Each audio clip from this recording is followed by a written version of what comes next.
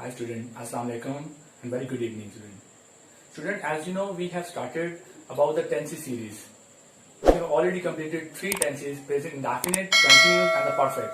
So today we are going to discuss about the fourth one, present perfect continuous. So let's get started. We have already decided the 5 major rules when we are going to learn about the tenses. Any kind of tense, present indefinite, present continuous, perfect. We have decided the 5 major rules. The first rule is identification.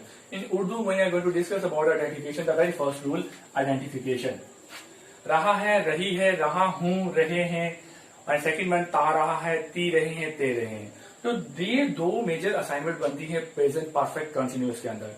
Urdu में रहा है, रही है, ये कुछ लोग student कहते हैं कि ये तो कंटिन्यूअस वाली बात आ जाती है. कंटिन्यूअस में भी रहा है, रही आते हैं, बट स्टूडेंट कंटिन्यूअस में हम यूज करते थे is and are first form के साथ. यहां पर एक चीज की हम यहाँ पे इजाफा करेंगे, वो मैं आपको भी बताता हूँ. सेकंड आइडेंटिफिकेशन में जो मैं इंपोर्टेंट इसको कर देता हूँ, स्टार लगा देता हूँ.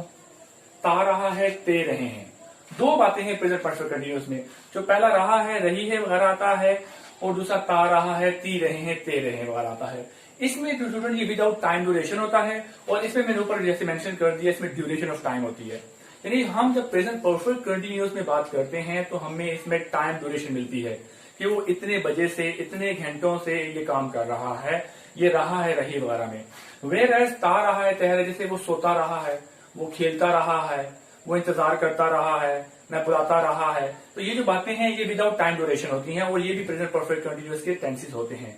सो होपफुली आपको आइडेंटिफिकेशन समझ आ गई होगी. और second one is helping verb. We are going to use when we have present perfect continuous tense. Have been and the has been are the major helping word which we are going to use in these sentences. And the next one is main verb. Main verb as usual first form of verb with ing, जिसे हम gerund form भी कहते हैं. Gerund. We are going to use first form with ing, gerundly form in the present perfect continuous, and the singular and the plural. We are going to use singular with has been, and we are going to use the plural have been. So these are the major differentiate. Has been singular शब्द लगता है, जबकि have been plural शब्द लगता है. Hopefully ये 5 major identification है जो कि present perfect continuous में tense यूज होती हैं, आपको समझ आ गई होगी. अब हम इसको एग्जाम्पल करते हैं, some kind of sentences बनाएंगे, इसकी एक्सरसाइज करेंगे. So stay with me now. Okay, now student, we are going to detail how we can make a sentence with using the formula present perfect continuous. Subject has, have been, first form, ing, gerund form, object, and the since form. So here we are going to discuss about the since and for. बहुत सारे student को यहाँ पे confusion होती है, since कहाँ लगाएंगे, for कहाँ लगाएंगे. तो स्टूडेंट आपको मैं इसकी छोटी सी एग्जांपल देता हूँ. अगर आप since और for को यूज करते हैं प्रेजेंट परफेक्ट कंटिन्यूअस टेंस में, तो जहां पे आपको स्टार्टिंग पॉइंट का पता होगा, जहां पे आप ये कह सकते हैं फॉर एग्जाम्पल कि आपने कोई प्लूरल कोई चीज देखी है, तो प्लूरल अगर वर्ड यूज हो गया तो आप सब फॉर लगाएंगे. फॉर एग्जाम्पल डे से डेज, मंथ से मंथ्स, तो ईयर से ईयर्स. तो अगर आपको प्लूरल का पता है तो you can use with the for.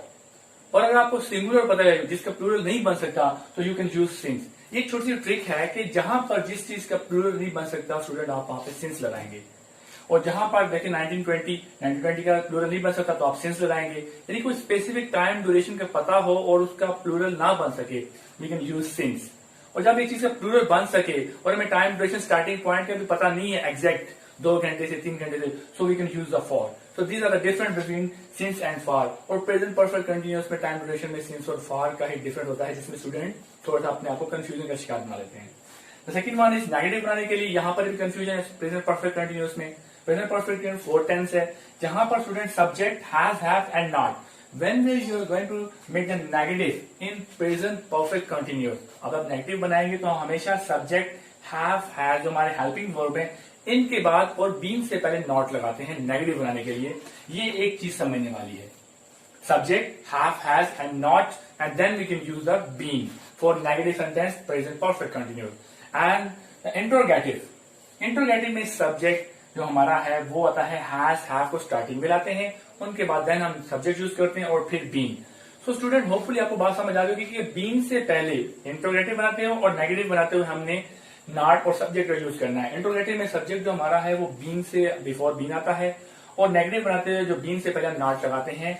यहाँ पर थोड़ी सी कंफ्यूजन स्टूडेंट को होती है. होपफुली आपको स्ट्रक्चर समझ आ गया होगा. No we are going to move some kind of example about the tenses. हम इससे कुछ जुमले बनाएंगे, आपको समझ आएगा present perfect continuous. Okay, now student, we are going to do some kind of example about the present perfect continuous tense. We have already discussed about the identification and the formula about the present perfect continuous. The very first affirmative sentence, मरीज 10 minute से चीख रहा है. The patient has been crying for 10 minutes. Student, अब यहाँ पे आप देखें सिंगुलर, एक पेशेंट की बात हो रही है तो यहाँ पर हैज बीन आ रहा है, हैज सिंगुलर के लिए यूज होता है, एंड क्राइंग फॉर 10 मिनट्स. अब यहाँ पे हम फॉर का यूज कर रहे हैं. अगर यही हम कंटिन्यूस में बात करते तो हम फॉर यहाँ ना यूज करते, एग्जाम यूज होता. बट नाउ देखें, हमें यहाँ पे टाइम ड्यूरेशन भी लिखी है, कब से 10 मिनट से. यहाँ पे कुछ बताया जा रहा है कि स्टूडेंट कितने बजे से चीख रहा है, एक मरीज. तो स्टूडेंट आपको बात समझ आनी चाहिए कि अगर 10 मिनट का जिक्र आ गया है तो यहाँ पर लेकिन हमें ये टाइम ड्यूरेशन मुकम्मल नहीं पता, हो सकता है वो 7 मिनट से, 9 मिनट से या 12 मिनट से चीख रहा हो. तो कुछ ऐसा चीज जिसके हमें एग्जैक्ट पॉइंट पता नहीं होता है तो उसमें हम फॉर यूज कर लेते हैं. अगर यहीं पे लिखा होता है कि मरीज 9 बजे से चीख रहा है तो सिंस 9 o'clock हम करते, 6 बजे से चीख रहा है तो हम सिंस यूज करते. बट नाउ जब आपको एग्जैक्ट टाइम मुआयना वक्त का पता नहीं है तो we can use the for. Next one, कुछ लोग शाम से नुमाइश से का लुत्फ उठा रहे हैं. अब यहाँ पे मैंने एक प्लूरल सेंटेंस लिया है student, some people have been. अब यहाँ पे हैव क्यों है, कुछ लोग प्लूरल शाम से have been enjoying exhibition since evening. तो अब यहाँ पे सिंस क्या है, क्यों सिंस लगाया हमने, because we have to know about the exact point. शाम से लोग, जब हमें मुआयना वक्त का पता होता है तो we can use the since. तो ये छोटी छोटी चीजें हैं प्रेजेंट परफेक्ट कंटिन्यूअस में जो समझनी चाहिए. मेन चीज इसमें सिंस फॉर है और हमारा सब्जेक्ट कहाँ लगता है, इंट्रोगेटिव में, और हमारा नेगेटिव के अंदर नॉट कहाँ लगता है.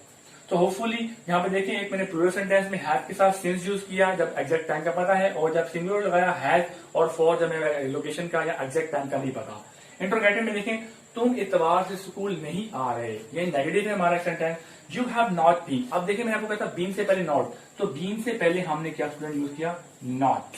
नेगेटिव सेंटेंस के अंदर प्रेजेंट परफेक्ट कंटिन्यूअस में बीन से पहले नॉट नेगेटिव बनाने के लिए.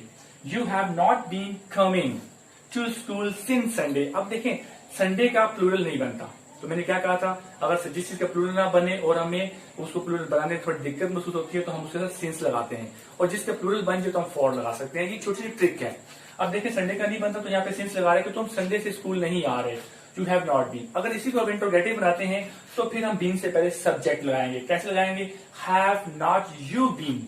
अब यहाँ पे बीन से पहले सब्जेक्ट यूज करेंगे. अब इसमें इंट्रोगेटिव बनाते हैं, been coming to school since Sunday, तो फिर क्या तुम इतवार से स्कूल नहीं आ रहे. तो जब हम इंट्रोगेटिव बनाएंगे वी कैन यूज, आखिर में हम क्वेश्चन मार्क भी लगाएंगे, लेकिन बीन से पहले सब्जेक्ट लगाना पड़ेगा. होपफुली आज आपको present perfect continuous tense easily और अच्छे तरीके से समझ आ गया होगा. मैंने कोशिश की है कि आपको अच्छे तरीके से समझाऊं ताकि आपको सारी चीजें क्लैरिफाई हो सके. तो टिल देन अब हम अपने नए लेक्चर स्टार्ट करेंगे, पास्ट कंटिन्यूस की तरफ जाएंगे. हमारे प्रेजेंट के चारों टेंसेस खत्म हो चुके हैं. तब तक अपना ख्याल रखें. अल्लाह हाफिज.